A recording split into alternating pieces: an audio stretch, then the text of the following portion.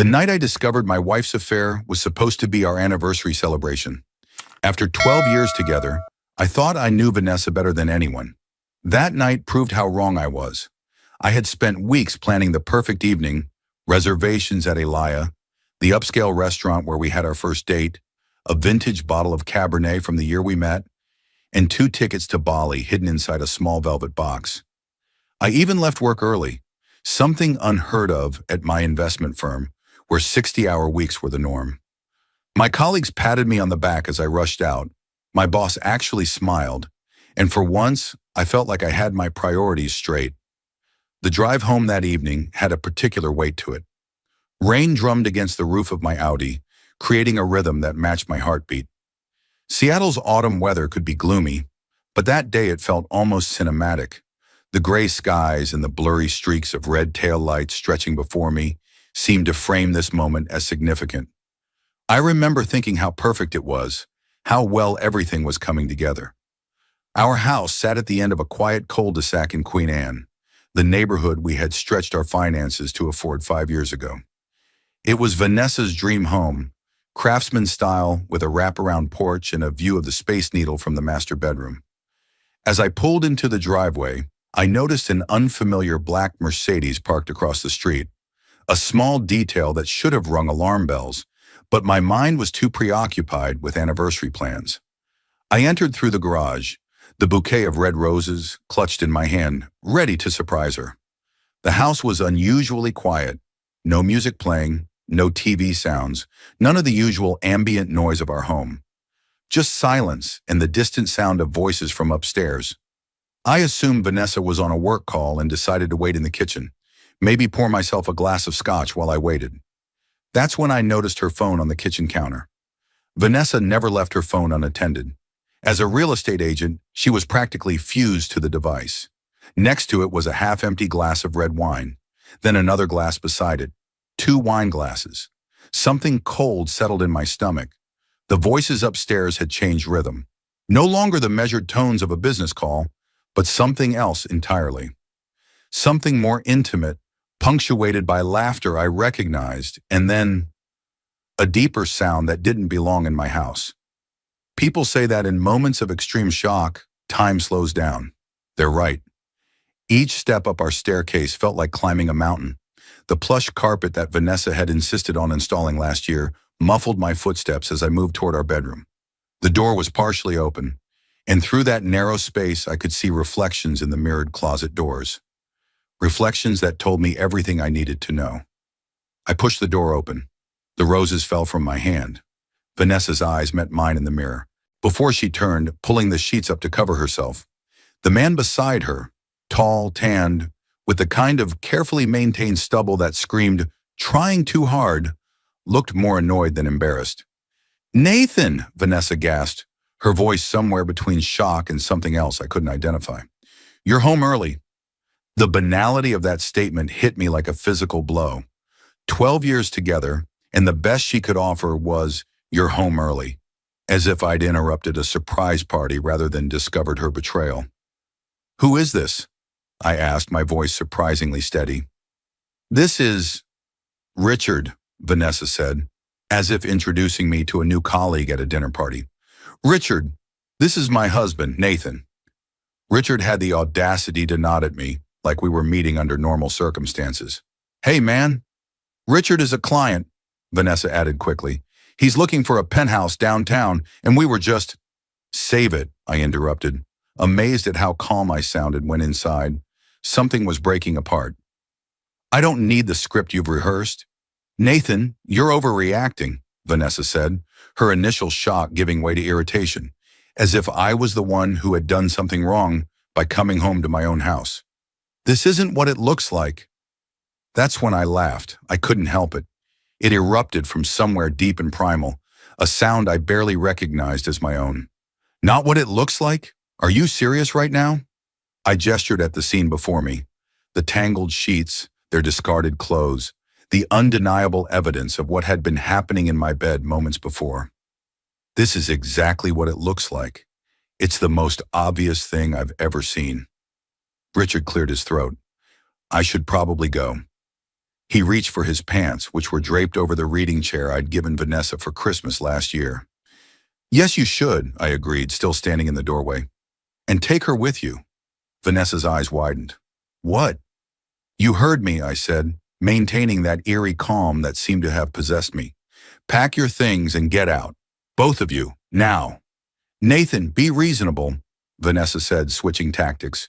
Her voice softened, took on that conciliatory tone she used when trying to talk a client into a property they were hesitant about. We need to talk about this. People make mistakes.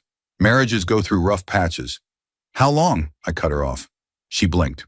What? How long has this been going on? Vanessa looked away, which was answer enough. It's not important. 6 months, Richard said, buckling his belt. When Vanessa shot him a look, he shrugged. What? He deserves to know. 6 months.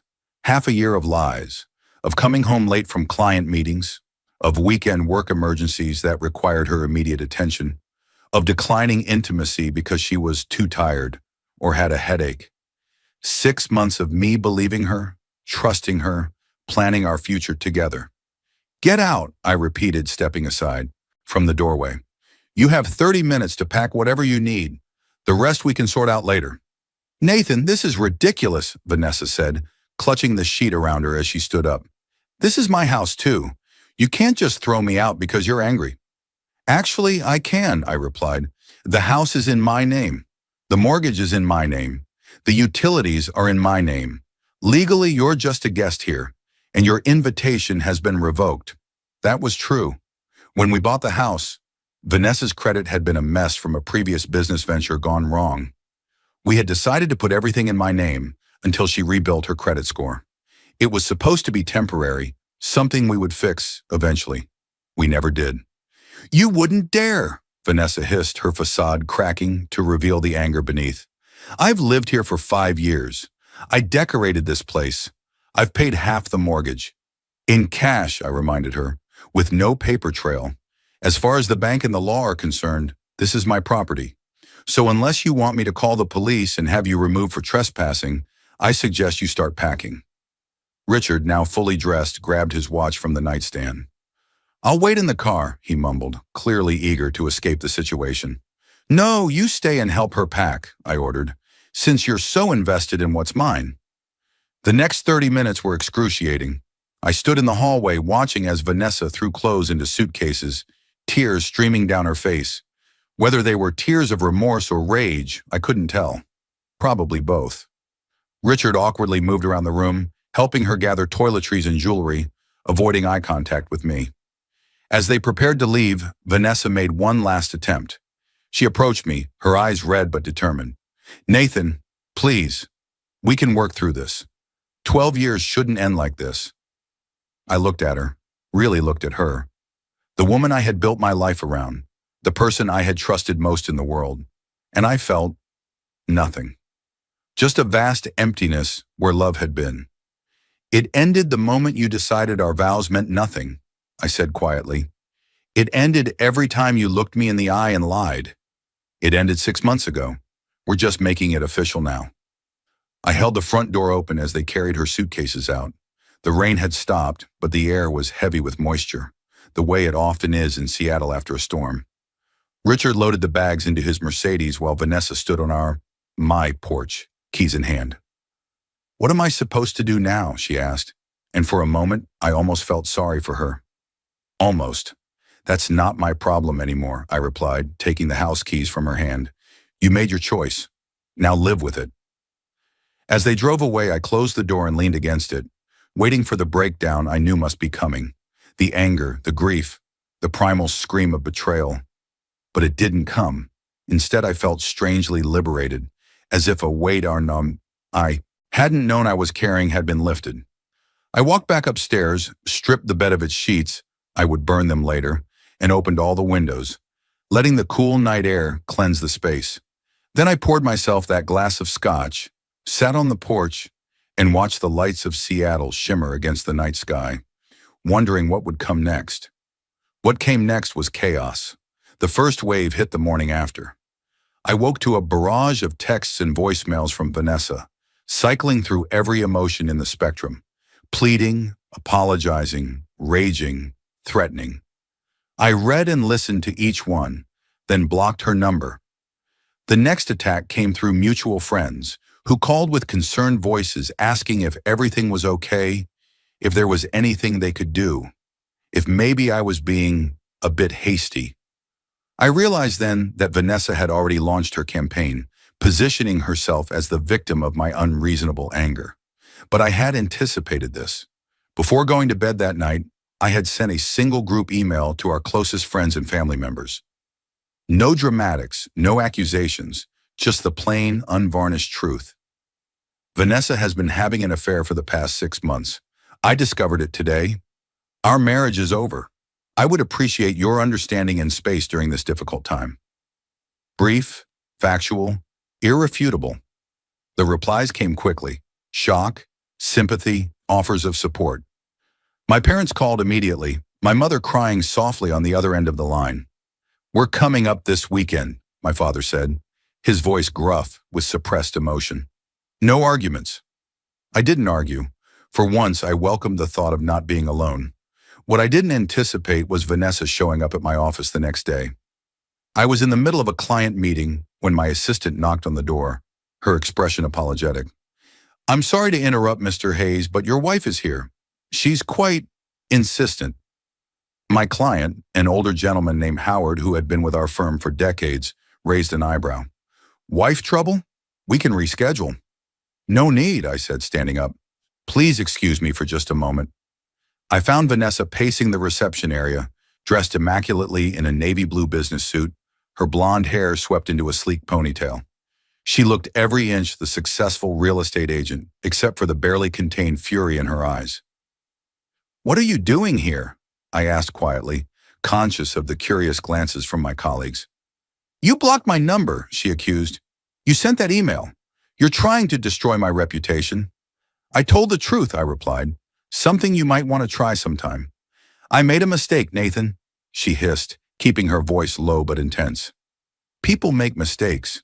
You're acting like I committed a crime." "You betrayed my trust," I said simply. "That's worse than a crime to me." "So that's it? 12 years together, and you're just throwing it all away? No counseling, no second chance, nothing?" I looked at her, this woman I had once thought I would grow old with, and felt only a dull ache where love had been. "Would you have stopped if I hadn't caught you?" She didn't answer, which was answer enough. "That's what I thought," I said. "Now I'm in the middle of a meeting with a very important client. I'd appreciate it if you'd leave." "This isn't over, Nathan," she warned as I turned to walk away. "You can't just erase me from your life. We have history. We have connections. We have—" "Nothing," I finished for her. "We have nothing anymore. Please don't come back here." I nodded to our security guard who had been hovering nearby. He stepped forward, professional but firm. "Ma'am, I'll need to escort you out now." The look Vanessa gave me then, pure, undiluted hatred, told me everything I needed to know about what was coming next. The legal battle began 2 weeks later. I came home to find divorce papers served on my doorstep, with terms that could only be described as delusional. Vanessa was demanding half of everything: the house, my retirement accounts, even my year-end bonus, which hadn't even been determined yet. Her lawyer, a sharp-eyed woman with a reputation for being merciless in divorce proceedings, had crafted a narrative that painted Vanessa as a devoted wife whose contributions to our marriage entitled her to an equal share of our assets, regardless of whose name they were in. I hired Bradley Swanson, a divorce attorney my firm often worked with. He reviewed the papers with a grim expression. "She's swinging for the fences," he commented, "but she's playing in the wrong ballpark." Washington State is an equitable distribution state, not a community property state. This meant that in a divorce, assets would be divided fairly, but not necessarily equally. And given the circumstances, Vanessa's infidelity, the fact that most major assets were in my name, and our lack of children, Brad was confident we could negotiate a much more reasonable settlement. "But it won't be pretty," he warned me. "She's going to fight dirty. They always do when they're caught red-handed." He was right. Over the next month, Vanessa launched what could only be described as a scorched earth campaign. She told anyone who would listen that I had been emotionally unavailable, workaholic, possibly unfaithful myself. She claimed I had controlled the finances as a way to keep her dependent on me. She even suggested that I had known about her affair and had been waiting for the right moment to throw her out so I could avoid a fair settlement. Most of our friends saw through this, but some didn't. People we had known for years suddenly stopped returning my calls. Dinner invitations dried up. I found myself being given odd looks at our club, where Vanessa and I had been members since moving to Seattle. The isolation might have broken me if not for a small circle of unwavering support. My parents, who stayed for 2 weeks after the initial discovery, cooking meals I couldn't taste, and making sure I got out of bed each morning. My younger brother James, who flew in from Chicago and spent a weekend helping me pack up Vanessa's remaining belongings into storage. My assistant Megan, who efficiently ran interference at work, rescheduling meetings when I couldn't focus, and fielding concerned inquiries with professional discretion, and, surprisingly, Vanessa's own sister, Samantha. She called me a month after everything blew up, her voice hesitant on the other end of the line. "Nathan, it's Sam. I hope it's okay that I'm calling." Samantha and I had always gotten along well, despite the 5-year age gap between her and Vanessa. She was more grounded than her sister, less concerned with appearances and status. "Of course, Sam," I said, genuinely glad to hear her voice. "How are you?" "I should be asking you that," she said with a small laugh. "Look, I want you to know, I don't believe what Vanessa is saying about you. I know my sister. I know when she's lying, and I know when she's trying to cover her tracks." "Thank you," I said, surprised at how much her support meant to me. That actually helps a lot. "She did the same thing with her first husband," Sam continued, referring to Vanessa's brief marriage in her early 20s before I met her. "Rewrote history to make herself the victim. Only difference is, he didn't have the spine to stand up to her. You do." We talked for almost an hour. Sam filled me in on the family's perspective. Their parents were publicly supporting Vanessa, but privately disappointed in her. She told me about Richard, who apparently had a reputation for pursuing married women in Vanessa's real estate circle, and she promised to testify on my behalf if the divorce went to court, a gesture of loyalty that left me momentarily speechless. "You don't have to do that," I told her. "It would put you in a terrible position with your family." "Maybe," she agreed, "but I can't sit back and watch her destroy you when you're the wrong party here. It's not right." That conversation was a turning point for me. If Vanessa's own sister could see through her manipulations, then others would too. I stopped worrying about what people were saying and focused on moving forward. The legal proceedings dragged on through the winter. Vanessa's initial demands gave way to slightly more reasonable ones as her lawyer realized they had no legal foundation. Still, she fought for every dollar, every asset, dragging out negotiations with increasingly desperate tactics. She claimed emotional distress. She argued that her career had suffered because she had prioritized our marriage. She even tried to claim that she had loaned me money years ago for a business venture, money that had supposedly come from her parents, and that I had never repaid it. Then came the jewelry gambit. Among the items Vanessa had left behind were several expensive pieces of jewelry, a diamond tennis bracelet, sapphire earrings, a platinum watch, items I had given her over the years to celebrate anniversaries, birthdays, professional achievements. When her lawyer demanded their return, I instructed Brad to agree immediately. I had no interest in keeping reminders of our marriage. But when my parents went to retrieve the jewelry from the safe where I'd stored it, they made a disturbing discovery. The pieces were gone. In their place was a note in Vanessa's handwriting: "Collateral until you're reasonable." She had broken into my house while I was at work. The police were sympathetic but not particularly helpful. Yes, it was technically burglary. Yes, she had no legal right to enter the house. But proving the jewelry had been in the safe would be difficult, as would proving she was the one who took it. And given that she was claiming the items were hers anyway, it muddied the waters considerably. But Vanessa had overlooked one crucial detail. My home security system. Installed after a rash of break-ins in the neighborhood the previous year, it included cameras that covered every entry point of the house. And while she had known the alarm code, I hadn't changed it immediately after she left, an oversight I now regretted. She hadn't known about the cameras. The footage was unambiguous. Vanessa using her old key to enter the garage. Vanessa typing in the alarm code. Vanessa going directly to the office where the safe was kept. Vanessa leaving 20 minutes later with a small bag that hadn't been there when she arrived. I turned the footage over to the police, who suddenly became much more interested in the case. They also advised me to change all my locks and alarm codes immediately, which I did that same day. When Brad presented the evidence to Vanessa's lawyer, along with a clear message that we were prepared to press charges for burglary, the tone of the negotiations shifted dramatically. The jewelry mysteriously reappeared on my porch 2 days later, along with a much more reasonable settlement offer. In the end, Vanessa got far less than she had initially demanded. She received a cash settlement that amounted to roughly a quarter of our marital assets, enough to start over, but nowhere near the windfall she had been counting on. She kept her car, her personal belongings, and a small portion of my retirement account that had accrued during our marriage. I kept the house, my investments, and my dignity. The divorce was finalized in April, 8 months after I caught her with Richard. I signed the papers in Brad's office, feeling a strange mix of relief and melancholy. Not regret, I never regretted my decision to end the marriage, but a sort of mourning for the future I had once believed in. The trips we would never take, the children we had talked about having someday, but never did. The growing old together that now would never happen. "You okay?" Brad asked as I set down the pen. "Yeah," I said, surprised to find that it was true. "I really am." That night I walked through my house, truly mine now in every sense, and realized how much it had changed in the months since Vanessa left. Gone were her touches, the fussy decorative pillows, the artfully arranged coffee table books no one ever read, the strategically placed scented candles. In their place was a simpler, more comfortable aesthetic. Books I was actually reading stacked by my favorite chair. A new entertainment system I had installed along one wall. Plants, real ones, not the artificial arrangements Vanessa had preferred, bringing life to the rooms. I had changed too.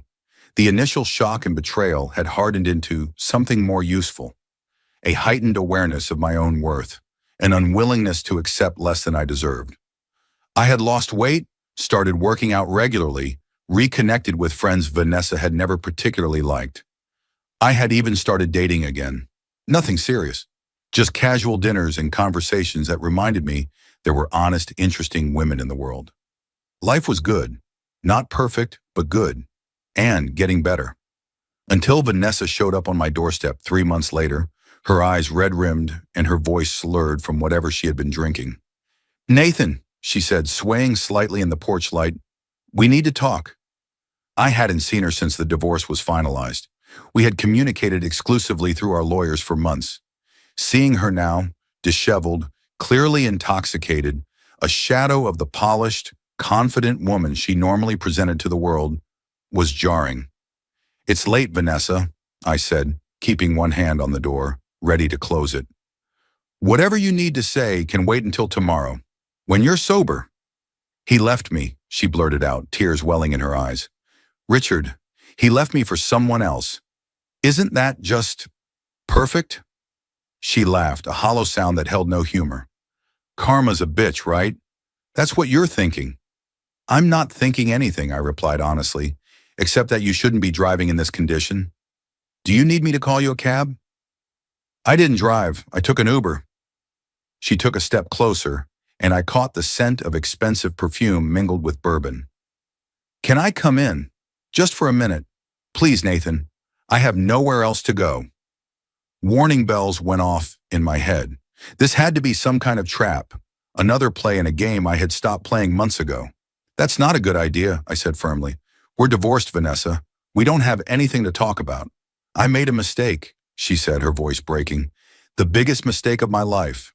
I never should have, with Richard, with anyone.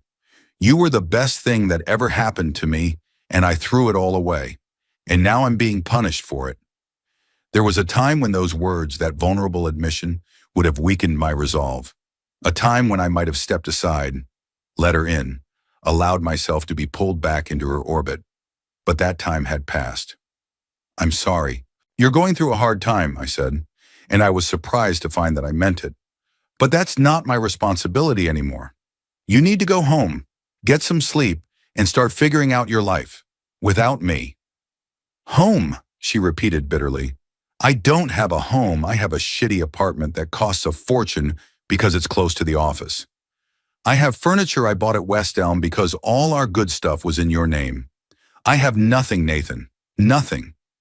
You have exactly what you chose, I reminded her, and what the court determined was fair. Fair? She spat the word back at me. You're living in our house, driving your fancy car, while I'm barely making ends meet. How is that fair? The house is in my name, I said, a sense of déjà vu washing over me. The car is in my name. The investments were mostly made with my income. The court recognized that. Only because you made me look bad, she accused, her sadness morphing into anger. With your emails and your security footage and your perfect victim act. And there it was, the real Vanessa, emerging from behind the mask of repentance. Always the victim, never the villain. Always someone else's fault, never her own responsibility. Goodbye, Vanessa, I said, stepping back into the house. Don't come here again. As I started to close the door, she shoved her foot in the gap. You're overreacting, she hissed. Just because I cheated doesn't mean I can't stay at your apartment for a few days. I'm not asking to move back in. I just need somewhere to stay until I figure things out. The audacity was breathtaking. After everything, the affair, the lies, the legal battle, the burglary, she genuinely believed I owed her shelter, that my home was still, somehow, hers to access when convenient, that her comfort was still my concern. Move your foot, I said quietly, or I'm calling the police. You wouldn't dare, she challenged, echoing her words from the night I discovered her betrayal. I pulled out my phone and dialed 911, maintaining eye contact the entire time. When the dispatcher answered, I spoke clearly. I need to report a trespasser at my home who is refusing to leave. My ex-wife is intoxicated and attempting to force her way into my house. Vanessa's eyes widened as she realized I was serious. She withdrew her foot, stumbling back a step. You've changed, she accused, as if this was the ultimate insult. Thank you, I replied and closed the door. Through the frosted glass panels, I could see her silhouette standing there for several long moments. Then she turned and walked unsteadily down the path to the street, where I assumed her Uber was waiting. I kept the security system armed that night and slept with my phone nearby, half expecting her to return with reinforcements. A sympathetic friend, perhaps, or even Richard if they had reconciled. But she didn't come back. The next morning, I received a text from Samantha. Heads up, V stayed with me last night. She's talking about filing for a modification of the divorce agreement. Says she has new evidence that you hid assets. I don't believe her, but thought you should know. I forwarded the message to Brad, who responded almost immediately. Let her try. The agreement is airtight. But be careful. Desperate people do desperate things. His warning proved prophetic.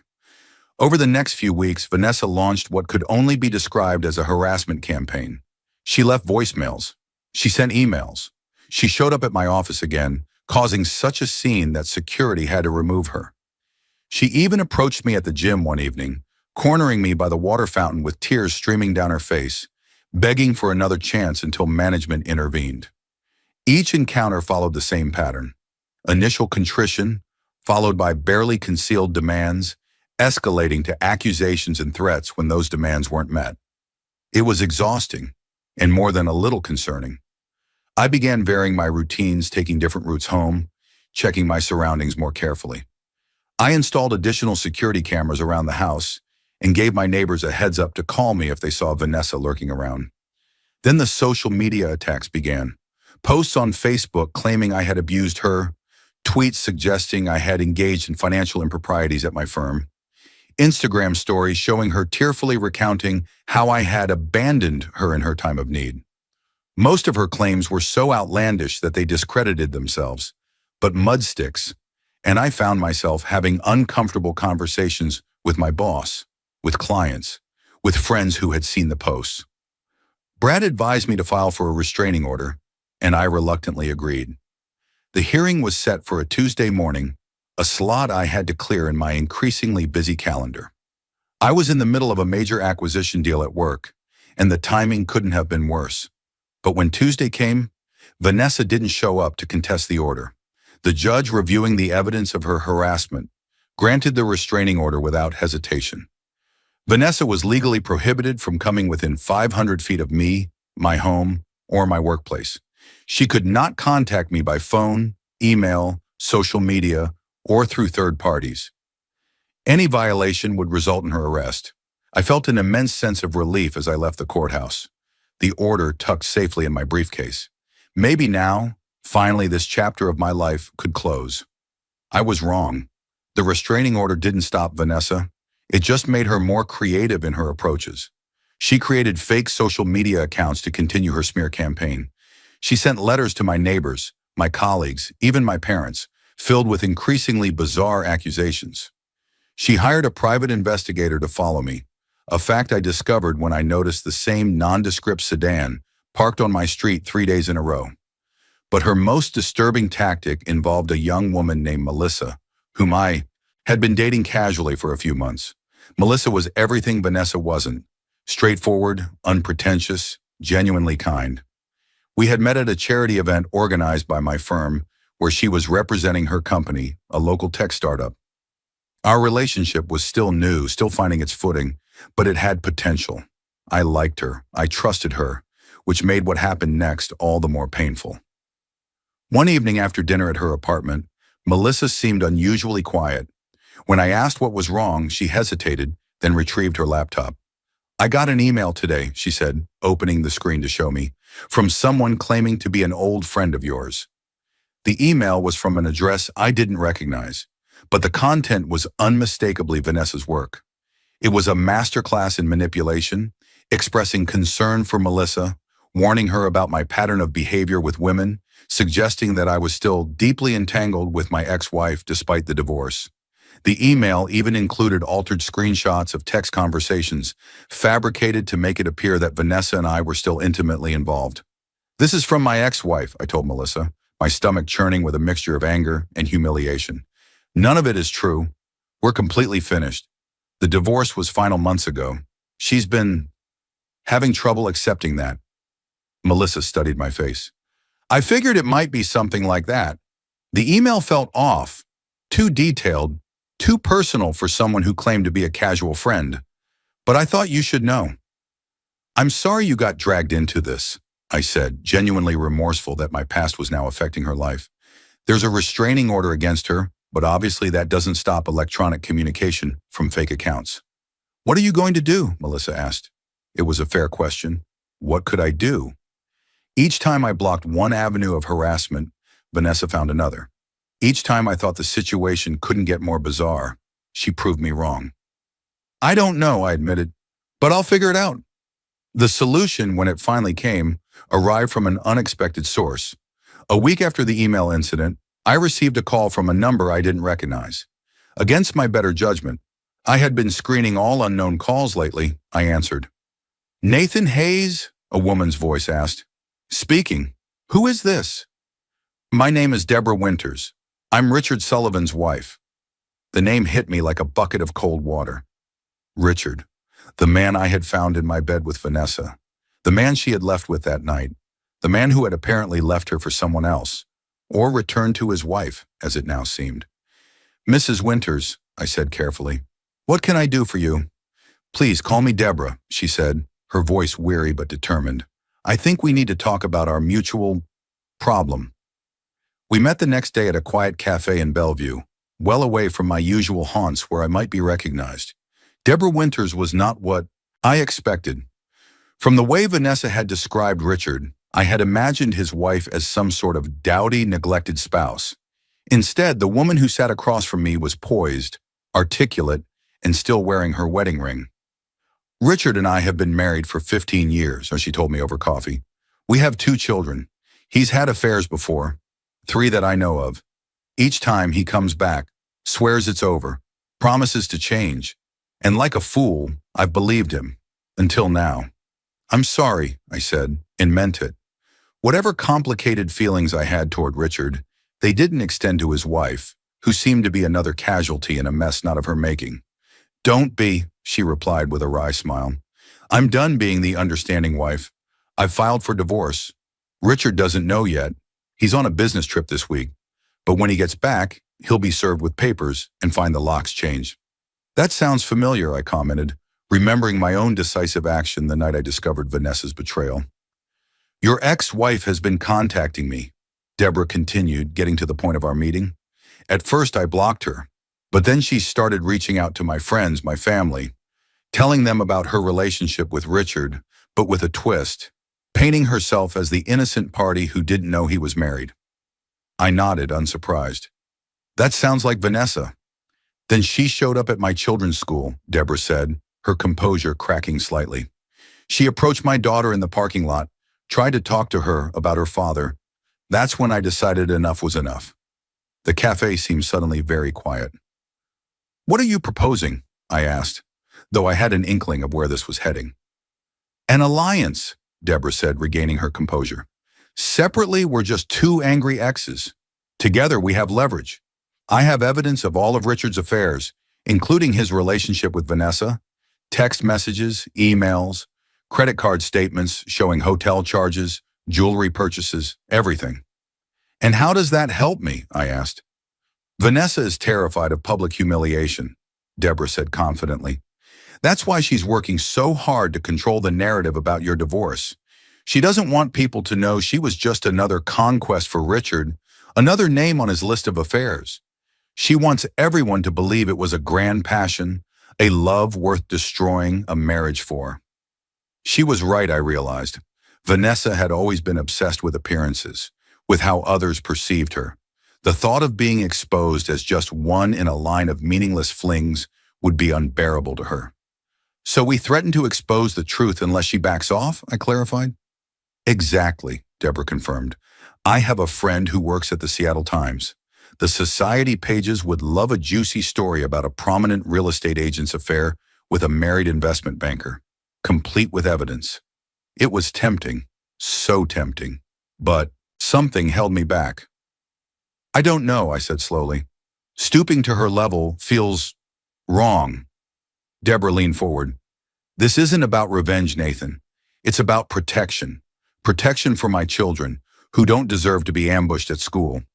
Protection for your new relationship, which Vanessa seems determined to sabotage. Sometimes the only way to stop a bully is to show them you're willing to hit back harder. Put that way, it made more sense. This wasn't about hurting Vanessa. It was about creating consequences serious enough that she would finally leave us alone. Okay, I agreed. How do we do this? The plan was simple but effective. Deborah would contact Vanessa, requesting a meeting to clear the air. At that meeting, she would lay out exactly what would happen if Vanessa continued her harassment campaign against either of us. The evidence would be published. Her professional reputation would be damaged. The carefully constructed narrative she had been building would crumble. Deborah called me the day after the meeting, sounding satisfied. I think we got through to her, she reported. She was angry at first, defiant, but when I showed her the stack of evidence, especially the text messages where Richard disparaged her to his friends, she went very quiet. What did she say? I asked. She said she needed time to think, Deborah replied, but her face said it all. She knows she's beaten. True to Deborah's assessment, Vanessa's harassment campaign stopped almost overnight. The social media posts disappeared. The fake accounts went dormant. The suspicious car no longer appeared on my street. My phone stopped ringing with calls from unknown numbers. Even my parents reported that the strange letters had ceased arriving. It was over. Really over. The weeks turned into months. Summer faded into fall, a year after the night I had come home early to surprise Vanessa. My life had found a new rhythm. Work, friends, a deepening relationship with Melissa, who had shown remarkable patience and understanding throughout the whole ordeal. I thought about Vanessa less and less, and when I did, the sharp pain of betrayal had dulled to a vague discomfort, like pressing on an old bruise. Then on a rainy October afternoon, I ran into her at a coffee shop downtown. I had stopped in for a quick espresso between meetings, and there she was, sitting alone at a corner table, staring out the window at the rain-slicked streets. She looked different, thinner, less polished, her hair cut into a shorter style that didn't quite suit her. She hadn't noticed me yet, and for a moment I considered leaving before she did. But something kept me rooted to the spot.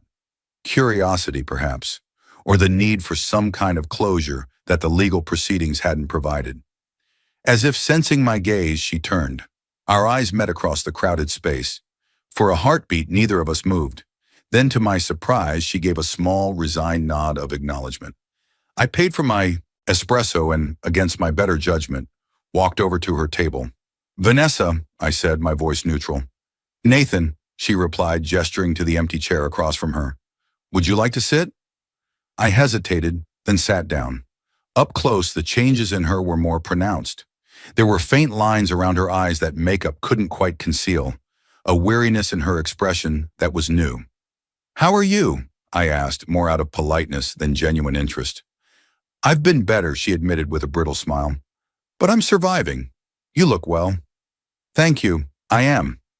An awkward silence fell between us, filled with the ambient noise of the coffee shop, the hiss of the espresso machine, the murmur of conversations, the gentle tapping of rain against the windows. "I heard you're seeing someone," Vanessa said finally. "Melissa, right? She seems nice." The comment could have been a lead-in to more drama, but something in her tone suggested a genuine attempt at civility. Still, I kept my response guarded. "Yes, she is," Vanessa nodded, taking a sip of her coffee. "I'm glad. You deserve that." She paused, then added, "I'm sorry for everything that happened. The way I behaved after you found out. It was inexcusable." I studied her, trying to gauge her sincerity. "Why the change of heart?" She shrugged, looking down at her cup. "Therapy, mostly. Turns out I have some issues to work through." A self-deprecating laugh. "Who knew, right?" Despite everything, I found myself smiling slightly at her attempt at humor. Better late than never, I suppose. "Richard went back to his wife," she continued unprompted. "Did you know that?" "I heard something about it," I said noncommittally, not wanting to reveal my alliance with Deborah. "They're in counseling now, trying to make it work for the kids." She shook her head. "He's not worth it, but that's not my business anymore." I finished my espresso, wondering where this conversation was heading. Part of me was waiting for the other shoe to drop, for the real agenda behind this unexpectedly civil exchange to emerge. "I'm moving to Portland next month," Vanessa said suddenly.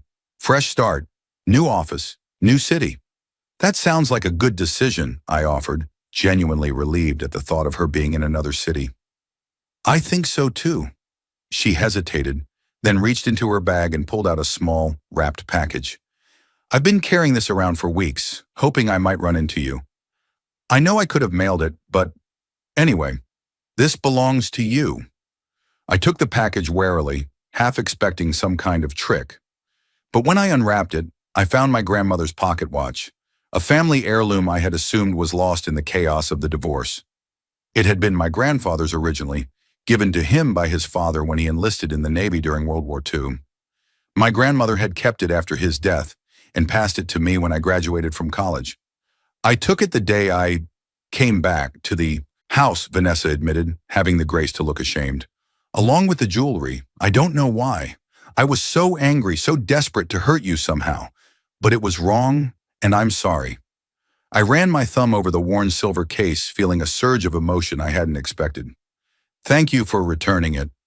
Vanessa nodded, then stood up, gathering her things. "I should go. My next appointment is across town, and with this rain..." I stood as well. "Good luck in Portland," I said, meaning it. The further away she was, the better for both of us. She offered her hand, a surprisingly formal gesture after 12 years of marriage. I took it briefly, noting how strange it felt. This woman who had once been the center of my world, now just a person I used to know. "Take care of yourself, Nathan," she said softly. "You too, Vanessa." I watched her walk away, disappearing into the rainy afternoon. As I pocketed my grandfather's watch, I realized that the encounter had given me something unexpected. Not forgiveness exactly, but a kind of release. The final chapter in a story that had defined a significant portion of my life was closing, making room for new beginnings. That evening, I told Melissa about the encounter as we prepared dinner in my kitchen. Our kitchen, really, though she still maintained her own apartment. She listened thoughtfully, chopping vegetables with precise movements. "How do you feel about it?" she asked when I finished. I considered the question, turning down the heat under the pasta sauce I was stirring. Relieved mostly. It feels like the end of something. Like I can finally stop looking over my shoulder. Melissa set down her knife and came to stand beside me, slipping an arm around my waist. Good. You deserve peace after everything she put you through. I pulled her closer, breathing in the clean scent of her hair. We deserve peace, I corrected her. You got caught in the crossfire too. She smiled up at me, her eyes warm with an emotion that still amazed me when directed my way. Worth it, she said simply. Later that night, as Melissa slept beside me, I found myself thinking about choices and consequences. About the night I had decided to come home early with roses and plans for the future, only to find my life veering off in an unexpected direction. About the person I had become in the aftermath, stronger in some ways, more cautious in others, but ultimately more authentic. Vanessa's betrayal had broken something fundamental between us, something that could never be repaired. But in that breaking, I had found pieces of myself I hadn't known were missing. Courage, resilience, the capacity to start over. As I drifted towards sleep, my grandfather's watch ticking softly on the nightstand beside me, I realized that time really does heal. Not by erasing what happened, but by giving us the distance to see it clearly. The pain Vanessa had caused would always be part of my story, but it no longer defined me. I had survived. I had rebuilt. And now finally I was ready to move forward without the weight of anger and betrayal holding me back. In the darkness I smiled, not because of what I had lost, but because of what I had found along the way. Myself, my strength, and the knowledge that sometimes the end of one journey is just the beginning of a better one. If you like this story, please click the hype button. This video deserves to be popular. Have a nice rest.